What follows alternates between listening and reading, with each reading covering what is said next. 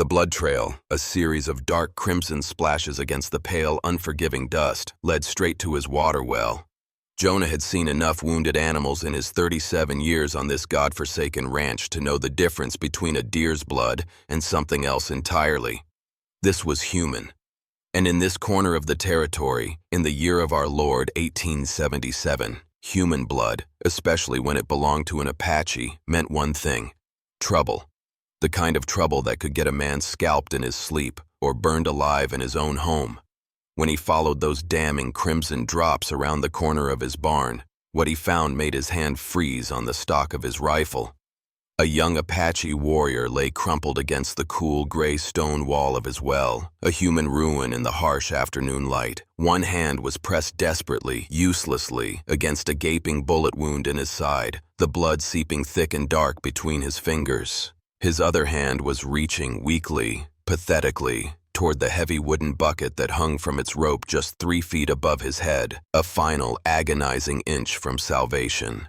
The man's breathing came in sharp, painful, rattling gasps, and his dark eyes, though clouded with the gray film of encroaching death, tracked Jonah's every movement with the fierce, primal alertness of someone who expected death to come from any direction, and most likely from the direction of a white man with a rifle.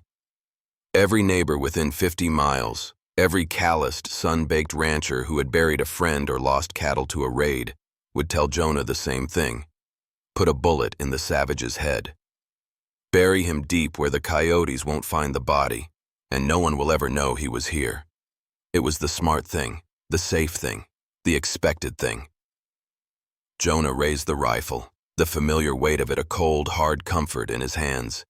His finger, a finger that knew the precise, delicate pressure required to end a life, hovered over the trigger, but something in those dark, pain-filled eyes stopped him cold. It wasn't just pain he saw there, or hatred, or fear. It was a desperate, all-consuming thirst. It was the same primal, human need that transcended skin color, language, or which side of a brutal, unforgiving war you were born into. It was the same thirst he himself had felt 5 years ago, after the battle at Red Creek, when he had crawled for 2 days with a piece of shrapnel in his leg and thought he might die from it. The Apache warrior tried to speak, his lips cracked and bleeding, but only a single, dry, desperate whisper came out: "Water." With a sigh that felt like it came from the deepest, most broken part of his soul, Jonah lowered the rifle. His neighbors would call him a fool. His long-dead father would call him soft. Hell, maybe they'd be right. But as he knelt beside this wounded stranger, this man who was supposed to be his enemy, and pressed the cool, wet rim of the wooden bucket to his lips, watching him drink like a man being saved from the very fires of hell, Jonah knew one thing for certain: he was about to change both their lives forever. What Jonah didn't know, what he couldn't possibly know, was that this wounded warrior wasn't just any member of the local tribes, and that this single, simple act of mercy was about to bring the ghosts of his own past and a posse of killers riding straight toward his ranch. The warrior drank like a man who hadn't seen water in days, 3 full, life-giving buckets before his trembling hands could finally hold the rim steady. As the color slowly began to return to the warrior's face, a detail Jonah had missed in his initial, hasty assessment became horrifyingly clear. The wound in the man's side was not from an arrow or a knife or an animal attack. It was a bullet hole, fresh, still bleeding, and judging by the angle and the black powder burns around the edges of the buckskin, someone had shot him at close range. Very recent, very close range, which meant that whoever had done this might still be looking for him, might be tracking that same damning blood trail that now led like a red carpet straight to Jonah's ranch. They might be riding toward his property right now, their guns loaded and their minds set on finishing the job. The Apache warrior, whose name was Kyle, seemed to sense his fear. With a tremendous effort, he raised one hand and pointed a shaky finger toward the eastern horizon. Then, he made a sharp cutting motion across his own throat. His message, a grim pantomime of death, was brutally clear. Danger was coming, and it was coming soon. Jonah felt his heart hammering against his ribs. Every instinct, honed by years as an army scout and a life lived on the edge, screamed at him to drag this wounded stranger away from his property, to hide the evidence, to pretend this moment had never happened. But the man could barely sit up, let alone walk. Moving him now would almost certainly kill him, and leaving him here was like hanging a freshly painted target on both their backs. That's when Jonah heard it, the sound that had kept him alive through 12 years of frontier living, a sound he could pick out from a mile away. Hoofbeats in the distance. Multiple horses riding hard and fast, their rhythm not that of weary travelers, but of hunters closing in on their prey. They were coming straight toward his ranch. Cale heard them too.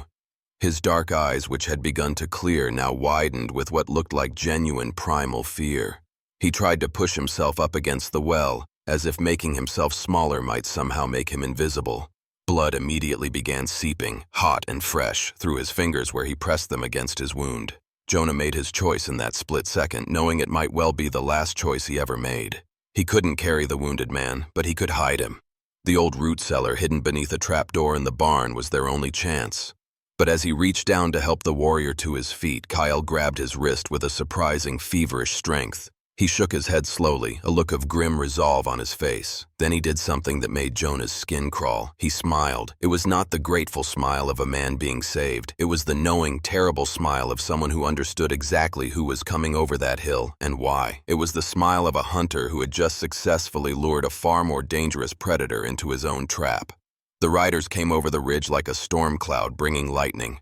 6 men on horseback, dust billowing behind them, their rifles glinting in the afternoon sun. Jonah recognized the lead rider immediately, Marshal Dixon Webb, a man whose reputation for casual, brutal violence preceded him into every town from here to Santa Fe. Webb was the kind of lawman who shot first and asked questions later, especially when it came to Indian troubles. He was the kind of man who collected scalps as trophies and called it justice. The kind of man who would burn down a ranch and everyone in it if he suspected them of harboring fugitives. Jonah stood in front of the well, his body attempting to block the wounded Kyle from view, trying to look like a man who had nothing more pressing on his mind than fixing a broken fence post. His mouth felt as dry as desert sand. Webb reined in his horse just 10 feet away, close enough that Jonah could see the cold, reptilian calculation in his pale blue eyes. The other 5 men spread out in a silent, practiced semicircle, their hands resting casually, menacingly on their weapons. "Afternoon, Hartwell," Webb said, his voice carrying the lazy, confident drawl of a man who knew he held all the cards. "We're tracking a wounded Indian. Blood trail leads right to your property. Seen anything?" "Haven't seen any Indians, Marshal," Jonah lied, the words feeling like stones in his mouth. "Been working on the south fence all day." Webb's cold eyes swept across the ranch, taking in every detail. The man missed nothing. It was what made him so dangerous. His gaze lingered for a long, pregnant moment on the dark, wet stains in the dirt near the well. Jonah felt his stomach drop. "That's so." Webb dismounted slowly, deliberately, "because that sure looks like blood to me. Fresh blood. And unless you've been butchering cattle next to your drinking water, I'd say someone's been here recently." Behind Jonah, hidden by the stone wall of the well, Kyle remained perfectly, unnaturally still. But Jonah could feel the tension radiating from him like heat from a forge. One sound, one twitch, one groan of pain, and they were both dead men. Webb took 3 steps closer, his hand now resting openly, intimately on the butt of his pistol. "You know what the penalty is for harboring Indian fugitives, don't you, Hartwell?" Webb's voice was a low, venomous purr. "It's the same penalty as for treason, a rope around the neck until dead." The words hung in the air like a death sentence. Jonah felt every muscle in his body coiled as tight as a spring, ready to fight or run, knowing with a sickening certainty that neither option would save them. Webb was too close now. Any sudden movement would expose Cale, and once that happened, bullets would start flying. That's when something impossible, something that defied all logic, happened. The wounded warrior, Kyle, spoke. He spoke not in English, but in his native Apache tongue, a string of complex guttural words that flowed like music, his voice clear and surprisingly strong despite his grievous injury. The words were a formal greeting, a declaration of clan and lineage, a statement of profound and ancient authority. And they were words that made Marshal Dixon Webb freeze mid-step. The color drained from his face like water from a broken bucket. His hand, which had been resting so confidently on his pistol, fell away as if it had been burned. His mouth opened and closed like a fish gasping for air, and when he finally found his voice, it came out as barely more than a choked, horrified whisper. "Dear God," he breathed, "you're him." The 5 men in Marshal Webb's posse, who moments before had been predators readying themselves for an easy kill, dismounted with a clumsy, panicked haste that bordered on comical.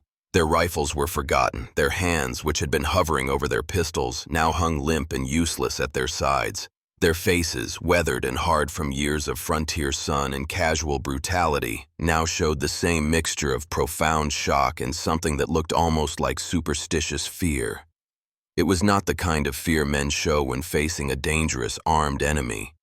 It was the kind of awe-struck terror men show when they realize they have trespassed on sacred ground, that they have just made a terrible, career-ending, and possibly life-ending mistake. Webb turned to Jonah, his face now as pale as winter snow, his earlier swagger and lazy confidence completely gone, replaced by a raw, naked panic.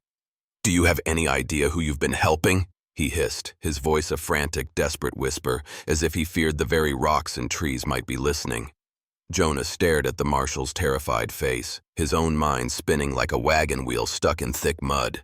In 12 years of hard frontier living, he'd never seen the ruthless, famously unflappable lawmen show even a flicker of fear. Not for outlaws, not for wild animals, not even for the full-scale Apache war parties that had burned 3 settlements to ash just last summer. But now, Webb looked like a man who had just seen a ghost, and Jonah, a man who lived with his own ghosts every day, knew that this was a fear born not of a physical threat, but of a broken taboo, a violation of a power far greater than his own. The wounded warrior Kael spoke again, this time in perfect, precise, and chillingly calm English. His voice, despite the pain that must have been tearing through him, carried an innate, unshakable authority that seemed to fill the entire ranch, silencing the wind itself. "He is not the one who needs to answer for his actions today, Marshal. You are." The ground seemed to shift beneath Jonah's feet. He had spent his life defined by the rigid, brutal hierarchies of the U.S. Army, a world where a marshal was a figure of absolute, unquestionable power. But in this moment, the power dynamic had been utterly, inexplicably, and completely reversed. The wounded, half-dead Apache warrior, bleeding out by his well, was the one in command. "The man you have been tracking," Kael continued, his voice growing stronger with each word, a testament to his incredible will and stamina, "is not a fugitive. He is a warrior of the Chiricahua people, and he is on a sacred quest for vengeance." The implications of that word, vengeance, hit Jonah like a physical blow. He wasn't sheltering a simple victim, a random man caught in the wrong place. He was sheltering a hunter, an avenger, and the blood trail that had led to his well was not the trail of the hunted, but of the hunter, wounded in a previous unseen battle. "Vengeance for what?" Webb stammered, his eyes darting nervously towards the silent, imposing figures of his own men, who now looked less like a posse and more like a group of frightened schoolboys. "Vengeance for my brother," Kael said, and his dark eyes, hard and sharp as flint, left Webb and locked onto Jonah's. "My younger brother, Kenai. He was a scout for the U.S. Army. He died a year ago at a place the white men call Red Creek, abandoned by the very soldiers he had sworn to guide. Betrayed by the man who was supposed to be his commander." Red Creek. The name was a hot poker pressed against the raw wound of Jonah's soul. He could feel the blood draining from his own face, a cold sickness rising from his gut. This couldn't be happening. The ghost he had fled, the sins he had tried to bury under years of silence and hard labor, were not just haunting him in his dreams. They were standing before him, bleeding on his land, speaking with a human voice. Kael's intense, accusatory gaze never left Jonah's face. "My brother died to save the life of his cowardly scout partner," he said, his voice now laced with a cold, venomous contempt. "A man who, they say, ran from the fight. A man who disappeared from the army records a week later, vanished like a snake into the dust. I have been hunting the survivors of that patrol for a year. And you, Marshal," his attention shifted back to the terrified Webb. "You and your men have been hunting me, at the order of the same man who gave the orders at Red Creek. Captain Thorne. Captain Thorne.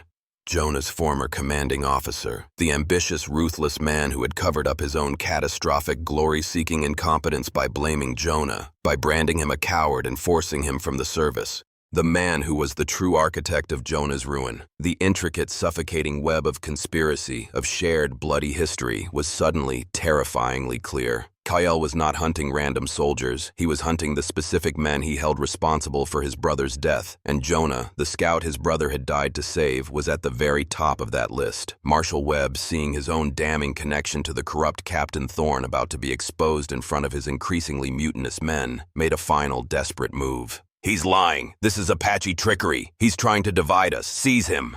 But his men hesitated, their loyalty finally fractured by a truth that felt more real than their orders. It was at that moment that something inside Jonah, something that had been dormant and broken for 5 long years, finally snapped. He stepped forward, a single, decisive step, placing himself between Webb and the wounded Kyle. "He's not lying, Marshal," Jonah said, his own voice sounding strange and unfamiliar in his ears, rusty but strong. "I was there. I was the scout. And his brother died saving my life." The confession hung in the air, a stunning, irrevocable act of self-destruction. In that single moment, he had not only admitted to harboring a known fugitive, but had also painted a bright, unmissable target on his own chest, identifying himself as the object of the Apache warrior's blood feud.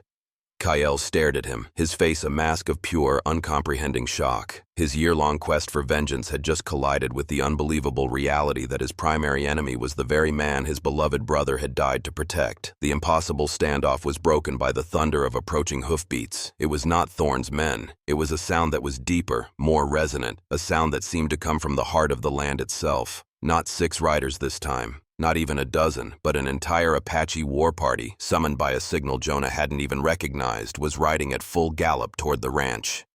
Webb and his men, now hopelessly outnumbered, their authority completely shattered, made the only choice they could. They mounted their horses and fled, a disorganized, panicked retreat back towards the dubious safety of the town and the cold wrath of Captain Thorne. They left Jonah alone, standing in his ranch yard, wounded and exposed, facing the man who had every right and now every opportunity to kill him. Trapped together in the small cabin, surrounded by the silent, watchful eyes of Kyle's formidable war party, Jonah and the Apache warrior were forced into the most volatile and unstable of alliances. They were mortal enemies, bound together by a shared bloody past, yet they now faced a common and even more dangerous foe. Captain Thorne and the full corrupt weight of the U.S. Army he commanded. Kyle, though his heart still screamed for the vengeance he had sought for so long, knew with a cold, tactical certainty that Jonah was now his only link to the full truth of what had happened to his brother, the only man who could testify against Thorne. And Jonah, driven by a profound and agonizing need to atone for his past sins, knew that protecting Kyle, the man who wanted him dead, was the only possible way to honor the incredible sacrifice that had been made for him. Their shared cabin became a pressure cooker of simmering suspicion and a grudging, unspoken respect. Jonah's tactical skills as a former scout, his knowledge of military strategy and defensive positions, proved invaluable as they planned their defense against Thorne's inevitable counterattack.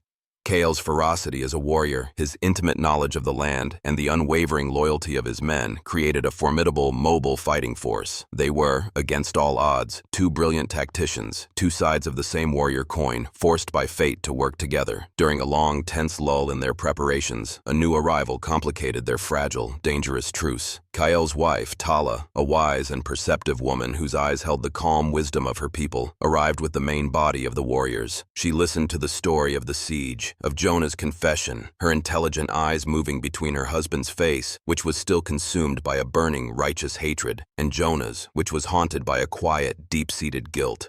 That night, she spoke to her husband under the cold, distant stars. "This path of vengeance you walk," she said, her voice soft but firm as stone. "Is it truly for your brother's honor, or is it for your own wounded pride?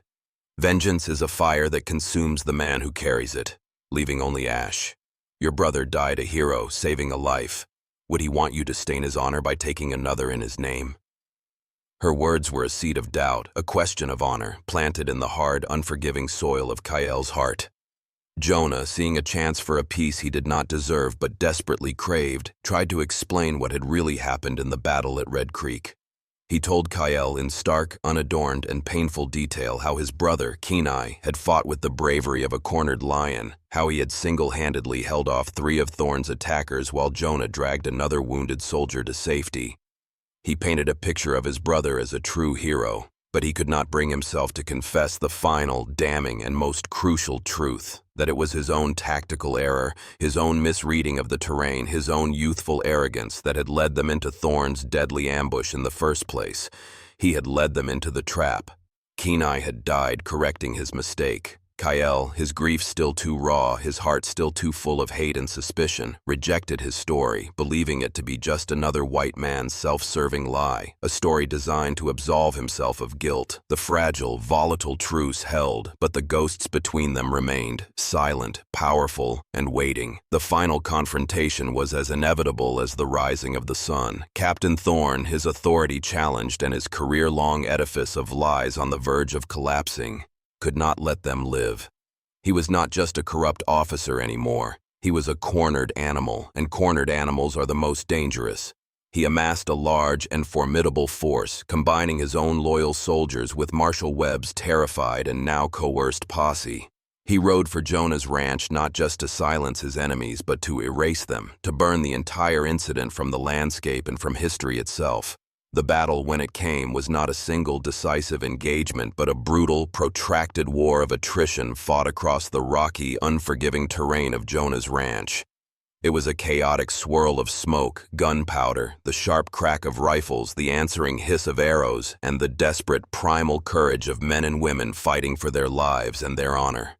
Jonah, his mind sharp and clear for the first time in years, the fog of his guilt burned away by the heat of immediate purpose, directed the defense with the cool, analytical precision of a master strategist. He was no longer a hermit. He was the scout he was always meant to be. Kyle, fighting with the raw, untamed fury of a man defending his family's honor and his people's future, was a whirlwind of lethal, terrifying force. They fought back to back, an unthinkable and deeply unnatural alliance of mortal enemies. Their combined and complementary skills, Jonah's strategic mind and Kyle's warrior heart, holding off Thorn's superior numbers with a shocking effectiveness. As the long, bloody day wore on and the sun began to dip towards the western horizon, casting long, funereal shadows across the battlefield, the fight reached its desperate, bloody peak. It was during a fierce hand-to-hand struggle near the barricaded barn that Kyle finally cornered Jonah. The world outside, the battle, the dying men, all of it seemed to fade away. There was only the two of them, panting and bleeding, surrounded by the wreckage of their fight. "This ends now, Scout," Kale snarled, his knife raised and gleaming in the dying light. The battle outside forgotten for a single defining moment. "For my brother. For Kenai." It was at this ultimate moment, with death staring him in the face from all sides, from Thorn's men outside, and from the avenging warrior before him, that Jonah finally, completely, let go. He made his final choice. He would not die with a lie on his lips. He would not die as a coward. Instead of fighting back, instead of pleading for his life, he simply dropped his own weapon. He reached into his blood-stained shirt and pulled out the broken, tarnished silver compass. "You're right," Jonah said, his voice ragged but clear over the distant din of the battle. "It's time for the truth, the whole truth." He confessed everything. He told Kyle the full, ugly, and shameful story of his incompetence at Red Creek, of his youthful arrogance, of his fear. He told him of his misreading of the terrain that had led their patrol directly into Thorn's deadly ambush, and he told him the final, most damning part, how his brother, Kenai, had not just died a hero, but had died a hero to save a coward. "He died to correct my mistake," Jonah finished, his voice breaking with the agony of a 5-year-old confession. "He saw the trap I had missed, and he drew their fire to give me and the others time to get to cover. He died for me." He then took the broken silver compass, the symbol of his shame, his lost moral direction, and offered it to Kyle. "Your brother was the hero that day. I was not. My life is yours to take. The debt must be paid." This complete and total act of self-abasement, of a proud warrior admitting his fear and his failure, was something Kyle did not and could not expect. He stared at Jonah's face, a face now stripped bare of all its defenses, a face that showed only profound, soul-deep regret and a quiet, weary readiness to accept his judgment. He saw not an enemy, not a symbol of his hatred, but a man as haunted, as scarred, and as broken by the events at Red Creek as he was. Influenced by his wife's words, which had been a constant, gentle echo in his mind throughout the battle, and by Jonah's profound and profoundly brave act of ultimate contrition, Kale made a choice. He lowered his knife. "The debt," he declared, his voice ringing with a new, hard-won authority that was not about vengeance but about justice, "will not be paid with your blood. It will be paid with your life." He grabbed Jonah by his good arm, pulling him back into the fight that was still raging around them. "You will live, and you will teach my people what you know. You will teach our young warriors how to fight this new kind of war, how to read the white man's maps in his mind. You will help us survive in this new world that is trying to erase us." "That," he said as they fought side by side against Thorn's closing-in men, "will be your honor price." The tide of the battle and of their lives had turned. Together, the scout and the warrior, fighting as one, were an unstoppable force. Captain Thorn, seeing his victory slipping away, was finally brought down, not by a bullet from Kyle's rifle, but by the cold, impartial justice of the U.S. Army itself. A contingent of cavalry summoned by Marshal Webb, who, in a final desperate act of self-preservation, had confessed everything to the authorities in the nearest town, arrived to find a scene of carnage and a conspiracy laid bare. Thorn was captured alive, destined to face a court-martial that would strip him of his rank, his honor, and his freedom. The story ends not with an adoption, not with a simple, easy peace, but with a pact. A new beginning forged in the crucible of battle and confession. Jonah, his old life of shame and exile now in ashes, agrees to live with and aid Kael's tribe. The final scene takes place a year later. The high plains are green with the promise of a new spring. Jonah stands before a group of young, eager Apache boys, his face no longer haunted but focused and alive. He is teaching them how to read a survey map, how to navigate not just the land but the encroaching world of the white man. Kael approaches and hands him the broken silver compass. "A true scout needs a compass," Kael says, a hint of a rare, genuine smile in his eyes, "even a broken one." Jonah looks down at the compass in his hand, its needle still stuck, pointing meaninglessly, eternally, north. "Sometimes," he replies, his voice quiet, "the most important direction isn't north. It's forward." He has finally, after a lifetime of being lost in the wilderness of his own guilt, found his new direction. And his penance, he now understands, is not about looking back at the life he failed to save, but about honoring it by building a future for the lives he now could. The Scout's Compass is a story that explores the heaviest burdens a person can carry, guilt and the thirst for vengeance. It's a raw, unflinching look at how these two powerful forces can trap us in the past, forcing us to live the same tragic moments over and over again. Jonah was a man defined by a single catastrophic mistake. He wasn't a bad man, but his error cost a good man his life, and that guilt became the compass for his entire existence, leading him only to a desolate wilderness of self-punishment. His story is a powerful allegory for how we often handle our own deepest regrets, by running, hiding, and building a fortress of solitude, hoping that if we don't speak of our sins, they will eventually cease to exist. Kael, on the other hand, was a man defined by a singular burning purpose, vengeance. His grief had calcified into a righteous hatred that gave him direction and strength. He was hunting a ghost, a faceless symbol of the injustice that had shattered his world. His journey is a reflection of how our own pain, if left unchecked, can become its own kind of prison, blinding us to the complexities of the world and the humanity of those we deem our enemies. The profound lesson of their story is that true freedom is not found in either hiding from our guilt or in satisfying our vengeance. It is found in the terrifying, courageous, and deeply humbling act of confession. The turning point of the entire story is not a gunfight. It's the moment Jonah drops his defenses and offers the unvarnished, shameful truth. He doesn't make excuses. He doesn't bargain. He simply confesses his failure and offers his life as payment. This act of ultimate vulnerability is what finally shatters Kael's armor of hatred. He is unable to kill a man who has so completely and honestly condemned himself. In that moment, they both discover a path forward that is harder but more meaningful than the ones they were on. Naya's final choice is not one of simple forgiveness. It is a choice for restorative justice over retributive justice. She realizes that another death will not bring her brother back, but that Jonah's life, dedicated to her people, can give his sacrifice a new and lasting meaning. Their story teaches us that the bravest thing a person can do is not to win a fight, but to admit they were wrong. And the most powerful act of justice is not to destroy an enemy, but to transform them into an ally, building a bridge across the chasm of even the most painful past. And so, on a battlefield of regret and revenge, two warriors discovered a new path forward, not by ignoring the past, but by having the courage to face it, to confess it, and to build a future upon its difficult, honest, and ultimately redemptive foundation. Thank you for navigating this complex and emotional trail with us here at Wild West Secrets.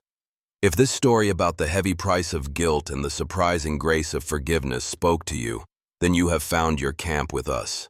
We are dedicated to exploring the moral frontiers of the human heart, telling the stories of flawed heroes and the difficult choices that define them. To help us continue on this quest, please take a moment to like this video and share it with someone who appreciates a story with real depth. And if you never want to miss a secret we unearth, be sure to subscribe and ring that notification bell. Now we place the final judgment in your hands. Leave a comment below and tell us, what do you believe was the bravest act, Jonah's confession or Naya's mercy? Until our next story, may you have the courage to face your own truths, and may your compass always, eventually, point you forward. Stay safe out on the trail.